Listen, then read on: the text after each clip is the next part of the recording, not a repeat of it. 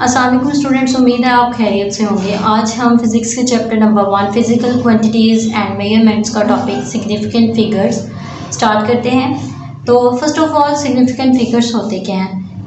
First accurately known digit and the first doubtful digit is known as the significant figures. Means कि वो figures जो बिल्कुल correct हैं वो कौन से फिगर्स हैं सिग्निफिकेंट में। तो पहला जो नॉन डिजिट होता है जिसका आपको श्योरिटी होती है जिसकी, वो डिजिट और एक डाउटफुल डिजिट, ये दोनों जब मिक्स होंगे कंबाइन होंगे तो ये एक सिग्निफिकेंट फिगर्स फॉर्म करते हैं। लाइक मेरे पास एक नंबर है, रीडिंग है 18 यहाँ पे जो फर्स्ट डिजिट होगा 1 वो एक्यूरेटली नॉन डिजिट है और सेकंड जो डिजिट है 8 वो डाउटफुल डिजिट है। मीन्स कि इसमें आपको डाउट है या जो भी जिस पर्सन ने भी ये रीडिंग ली है उसको ये डाउट है कि ये वैल्यू 8 हो सकती है या 7 हो सकती है 9 हो सकती है।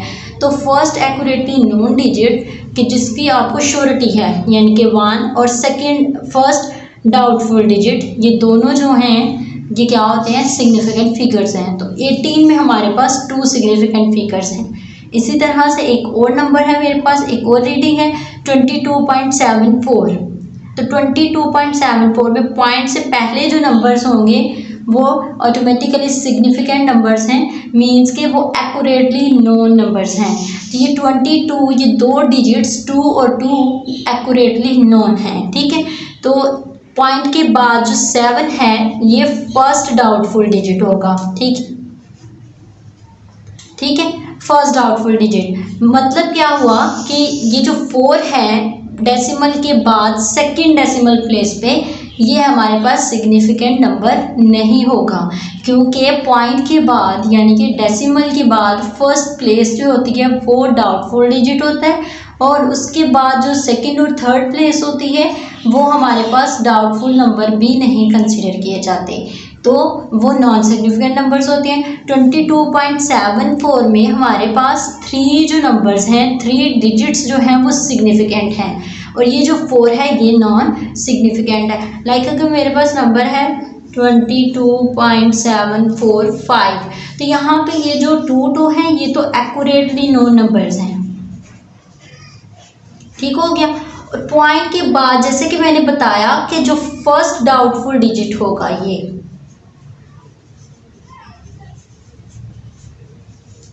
और ये 4 और 5 को हम कंसिडर इसलिए नहीं करते कि पॉइंट के बाद सेकंड और third decimal place doubtful digit नहीं होते, वो नॉन सिग्निफिकेंट है। मींस के जो जिसने ये रीडिंग ली है उसको ये श्योर नहीं है, ये रीडिंग गलत भी हो सकती है, ये नंबर कुछ और भी हो सकते हैं। तो ये जो नंबर्स होते हैं ये हमारे पास नॉन सिग्निफिकेंट है। तो यहाँ पे जो सिग्निफिकेंट फिगर्स हैं वो कितने हो जाएंगे?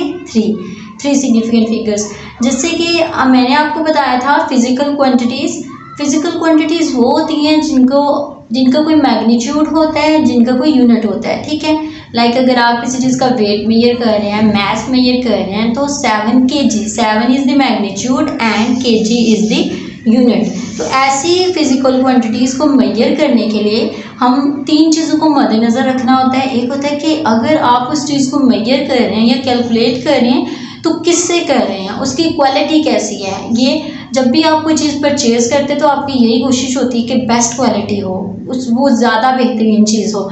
तो इसी तरह से जब हम मेजरमेंट करते हैं तो वहाँ पे भी हमने क्वालिटी को मद्देनज़र रखना होता है। लाइक आप कौन सा इंस्ट्रूमेंट यूज़ कर रहे हैं अपनी वैल्यू को कैलकुलेट करने के लिए, तो उसकी जो क्वालिटी है वो मैटर करती है यहाँ पे। जैसे कि पहले हम मीटर रूल यूज़ करते थे, मेजरिंग टेप यूज़ की जाती थी लेंस वगैरह मेजर करने के लिए, अब वर्नियर कैलिपर यूज़ होता है, स्क्रू गेज यूज़ होता है। तो ये डिपेंड करता है कि आपके इंस्ट्रूमेंट की क्वालिटी क्या है, वो कैसा इंस्ट्रूमेंट है।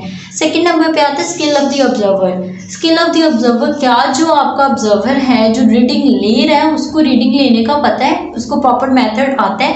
लाइक अगर आप मीटर रोल से रीडिंग ले रहे हैं और आपने ये वैल्यू चेक करनी है तो अगर आप इसके बिल्कुल परपेंडिकुलर देखेंगे तो आपको करेक्ट रीडिंग मिलेगी। अगर आप यहाँ से साइड से देखेंगे तो आपको इनकरेक्ट रीडिंग मिलेगी। यानी कि इसका मतलब ये हुआ कि जो आप वैल्यू कैलकुलेट कर रहे हैं वो ऑब्जर्वर पे भी डिपेंड करता है कि क्या उसको नॉलेज है कि रीडिंग कैसे कैलकुलेट करनी है। स्किल ऑफ द ऑब्जर्वर, ठीक हो गया। And the number of observations, कि आप कितनी नंबर ऑफ रीडिंग्स ले रहे हैं, कितनी नंबर ऑफ ऑब्जर्वेशन आप कर रहे हैं।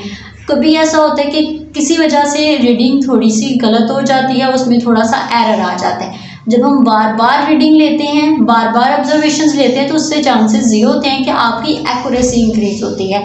लाइक हम एक लीनियर लाइन ड्रा कर रहे होते हैं। लीनियर लाइन कैसे बनती है? उसमें ये होता है कि V और I, वोल्टेज और करंट के दरमियान में जब हम ग्राफ ड्रा करते हैं तो वो एक लीनियर लाइन होता है। तो वो लीनियर किस तरह से होता है कि हम नंबर ऑफ रीडिंग्स लेते हैं और फिर जो मेजॉरिटी रीडिंग्स जिस जगह पे लाई करती है वहाँ पे हम ड्रा कर देते हैं ग्राफ। ज़्यादा अगर रीडिंग लेंगे तो चांसेस ये है कि कुछ वैल्यूज़ यहाँ पे लाइन पे आ जाए, कुछ इधर साइड्स पे भी आ जाए। जितनी ज़्यादा रीडिंग्स लेंगे उससे ज़्यादा चांसेस होंगे कि यहाँ पे जो है आपके पास रीडिंग्स आ जाएं, तो उससे एक स्ट्रेट लाइन आप ड्रा कर सकेंगे।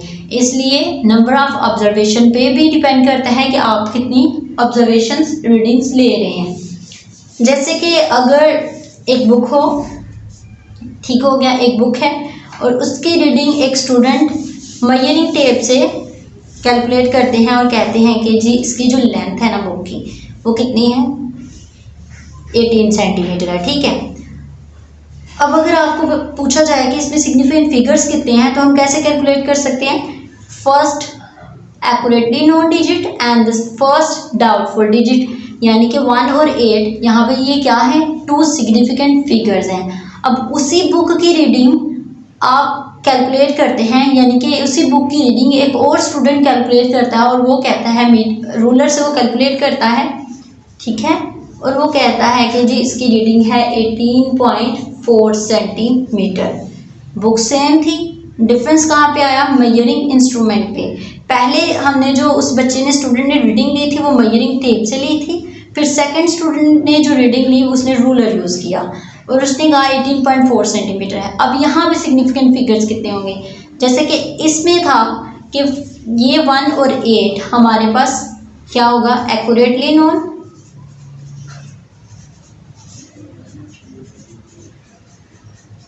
और ये जो पॉइंट के बाद 4 है ये फर्स्ट डाउटफुल डिजिट है, ठीक हो गया। तो मतलब यहाँ पे कितने सिग्निफिकेंट फिगर्स हैं? 3 सिग्निफिकेंट फिगर्स। अब एक और स्टूडेंट है, उसी बुक की वो रीडिंग करते हैं बाय यूजिंग रूलर, मीन्स के रूलर से ही वो उसकी रीडिंग लेते हैं, बट वो कहते हैं कि उसकी वैल्यू कितनी आई है, 18.425 सेंटीमीटर। अब इस केस में सिग्निफिकेंट फिगर्स कितने होंगे? जैसे कि 1 और 8 हमारे पास क्या होगा कि एक्यूरेटली नोन नंबर्स हैं, 4 जो है डाउटफुल डिजिट होगा,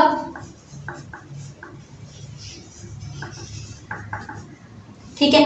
अब इन दोनों को कंबाइन करें तो हमारे पास कितने नंबर्स होंगे, सिग्निफिकेंट फिगर्स 3 होंगे। 1, 8 और 4 3 सिग्निफिकेंट फिगर्स हैं। नेक्स्ट जो 2 और 5 है वो हमारे पास डाउटफुल या सिग्निफिकेंट फिगर्स में नहीं आती, क्योंकि डेसिमल के बाद थर्ड और सेकंड प्लेस को हम कंसिडर नहीं करते, वो नॉन सिग्निफिकेंट फिगर्स हैं। मीन्स कि इसके बारे में जिसने भी एक्सपेरिमेंट किया है वो श्योर नहीं है कि ये वैल्यूज़ करेक्ट हैं या नहीं। तो यहाँ पे भी सिग्निफिकेंट फिगर्स कितने हैं, 3। इससे हमने ये देखा कि अगर सेम बुक है उसकी वैल्यू रीडिंग हम डिफरेंट इंस्ट्रूमेंट की मदद से कैलकुलेट करते हैं तो उससे आंसर डिफरेंट आता है। It depends upon the quality of the measuring instrument, कि आप कौन सा इंस्ट्रूमेंट यूज़ कर रहे हैं उस वैल्यूज़ को कैलकुलेट करने के लिए। और सेकंड नंबर पे हमने ये भी देखा कि हम जितनी ज़्यादा रीडिंग्स करते हैं, जितनी ज़्यादा कैलकुलेशंस हम लेंगे, ऑब्जर्वेशन ज़्यादा करेंगे, उतना ज़्यादा चांसेस होगा कि आपकी जो रीडिंग है, जो वैल्यू है वो करेक्ट होगी, एक्यूरेसी की तरफ जाएंगे। तो यही देखें, quality, skill of the observer and the number of observation, ये तीनों पॉइंट्स आई होप आपको क्लियर हो गए होंगे कि कैसे ये मैटर करते हैं इन केस ऑफ मेजरमेंट। अब हम एक और बात देखेंगे कि इस तरह से तो हमने देख लिया कि सिग्निफिकेंट फिगर्स किस तरह से कैलकुलेट करते हैं बाय यूजिंग दीज वैल्यूज। अब हम थोड़ा डिफरेंट वे में इसको चेक करते हैं कि सिग्निफिकेंट फिगर्स कैसे calculate. Non zero digits is always significant.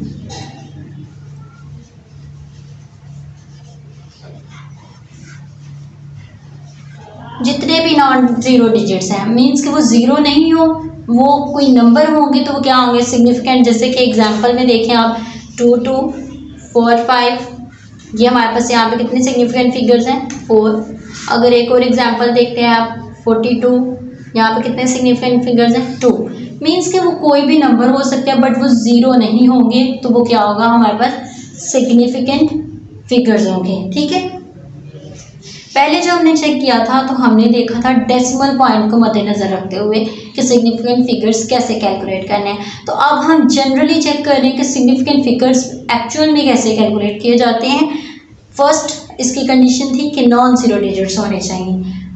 Second condition ये है जीरो बिटवीन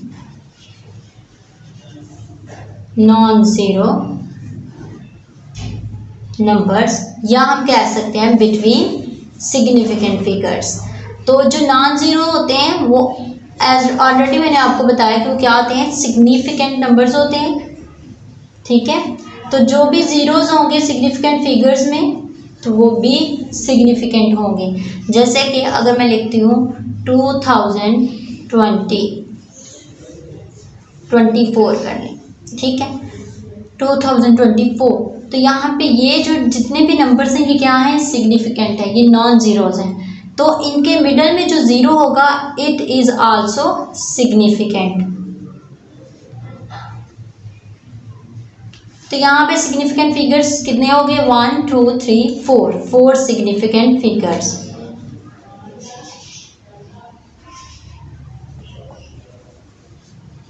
ओके, अब थर्ड जो कंडीशन है वो क्या होगी कि जो जीरोस टू राइट साइड पे होते हैं वो भी सिग्निफिकेंट होते हैं। ठीक है, zeros on the right side are significant. ठीक है, जैसे कि 22,000, तो ये हमारे पास क्या होंगे, सिग्निफिकेंट फिगर्स होंगे। और इस तरह से भी जैसे 22.000, तो यहाँ पे भी हमारे पास ये तमाम क्या होंगे, सिग्निफिकेंट फिगर्स होंगे। जैसे कि अगर आप इसमें देखें कितने सिग्निफिकेंट फिगर्स हैं, 1 2 3 4 5 सिग्निफिकेंट फिगर्स होंगे। ठीक है, मीन्स जब भी आपने सिग्निफिकेंट फिगर्स को कैलकुलेट करना है तो इन कंडीशंस को मद्देनजर रखना है जब आप कैलकुलेट कर रहे हो। फर्स्ट ये कि नॉन जीरो सिग्निफिकेंट होते हैं। सेकेंड, जो सिग्निफिकेंट फिगर्स हैं उनके मिडल में जो जीरो होता है वो भी सिग्निफिकेंट होगा। और जो राइट साइड पे हम लिखते हैं जीरोस वो भी सिग्निफिकेंट होते हैं। अब कभी आपने ऐसा भी देखा होगा कि लेफ्ट साइड पे भी जीरोस लिखे होते हैं, तो टीचर कभी कभी कहते हैं कि ये आपको लिखने की ज़रूरत नहीं है। तो वो क्यों कहते हैं ऐसा, क्योंकि वो नॉन सिग्निफिकेंट जीरोस होते हैं। लाइक यहाँ पे अगर आप देखें राइट साइड पे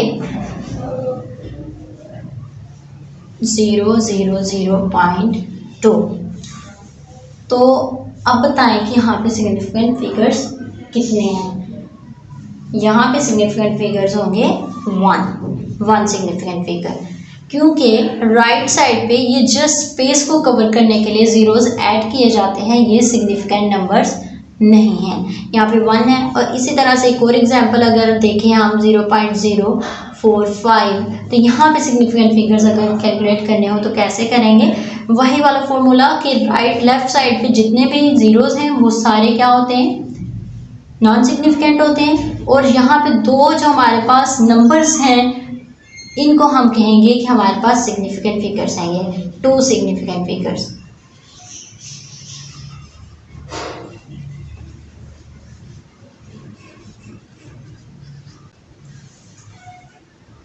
होप सो कि आपको आज का लेसन समझ आ गया होगा कि हम सिग्निफिकेंट फिगर्स क्या होते हैं, उनको कैलकुलेट कैसे किया जाता है, उसकी कंडीशंस क्या होती हैं। आपको मज़ीद इस टॉपिक में कुछ भी पॉइंट्स क्लियर ना हुए हों तो कमेंट में ज़रूर मेंशन कीजिएगा। वीडियो अच्छी लगी हो तो चैनल को लाइक शेयर और सब्सक्राइब करिएगा। अल्लाह हाफिज़।